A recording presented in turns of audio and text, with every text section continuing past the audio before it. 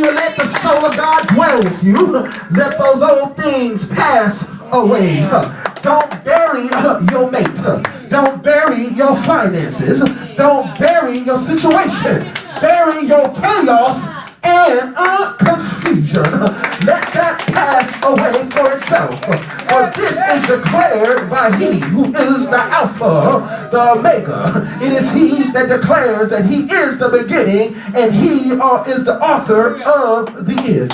And so, beloved, in this season, it's done. You don't have to worry about it no more. It is done. Beloved, let us hold fast to our confession of faith. Without wavering, let go of the chaos and the confusion that has polluted your life for so long. For you see, God cannot dwell in chaos and confusion. For he that wavereth is unstable in all his ways. For God is faithful that promised. And so let us consider one another to provoke unto love and good works, not forsaking the assembly of ourselves together, exhorting one another, and so much more as we enter into this new season. We're ready and preparing for the next move of God. Beloved, you must pay the cost. Therefore, suffer the loss. You must suffer the loss of that old attitude. You must suffer the loss of that old lack of stewardship in your finances. You must suffer the loss of mistreating your wife. You must suffer the loss of mistreating your husband. You must suffer the loss of anything that brings about chaos and confusion. For the soul of God himself to dwell in your life, you must relinquish the chaos and confusion. If you desire to have the respect of God, you must have respect for one another. And in this season, the soul of God will have respect unto you.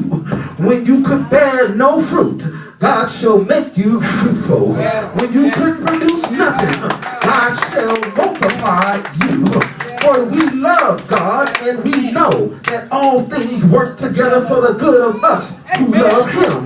For those whom he called, he also justified. Therefore God himself shall confirm his relationship with you before men. Therefore let the old thing go to make room for a new thing. And in this season, God's soul shall dwell with us and walk with us and shall honor you. For I am your God and you are my people. And if you are a child of the living God, come on and give him some praise.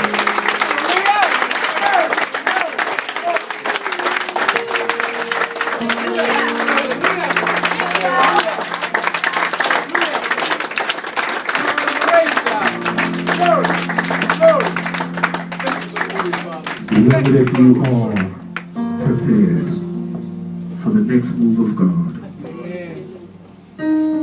God is into renewing things. You must recognize that all that you did in the last season will not be applicable in this season. You can't bring the past to your future.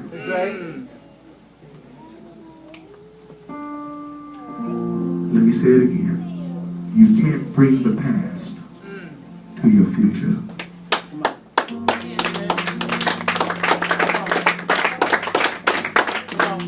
If you only got $100, step up the game and act like you got 1,000. There you go.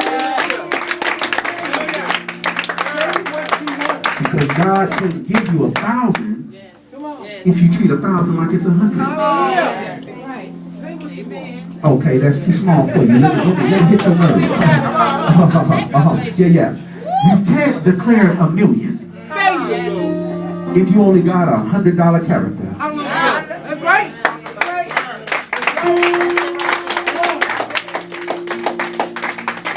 Because many of you will die behind $1 million. I had a testimony of a young lady whose family member won the lotto. Woo! Come on. She won 30,000. Now, 30,000 ain't a lot of money to some degree, but 30,000, give me 30,000. 30,000, 30,000. Yeah. 30,000, 30,000, huh? Give me 30,000. In the next year, I'll have 3 million. There you go. See, nigga, you don't know I'm a good steward. My wife will tell you. That's why we fight so much. Amen. She be trying to get, and I'm trying to know. I gotta know. But baby, how much you got? Don't worry about what we got. Oh!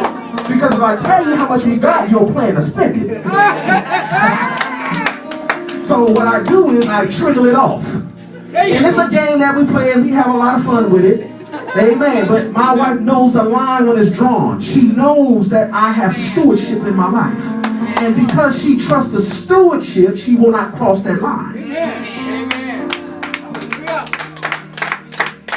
That's a blessing. And so what I'm trying to get you to understand today, beloved, is that you're declaring some things from God, yet you're wondering why God is not answering your prayer. Come on with it.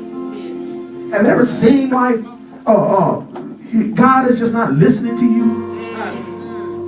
You asking and asking. You kind of feel like Paul when he got the revelation, and then God sent the devil to give him a thorn.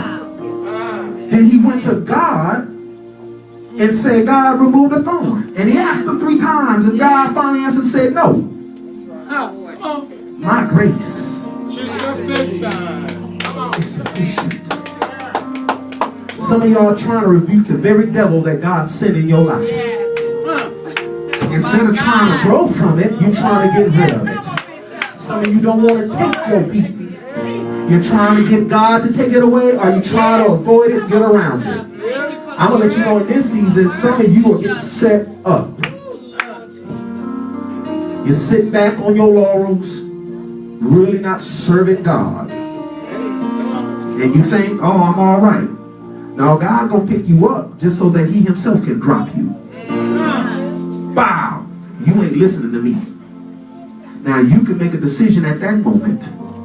Am I going to faint? And am I going to get up and say, thank you, Daddy?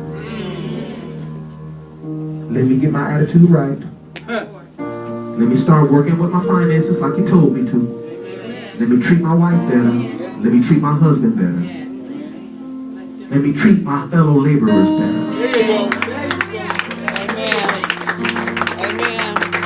Let me have real respect for my church, and let me really respect my bishop. Amen. Beloved, I'm not interested in lip service. I know who respect me, and you ain't got to say a word.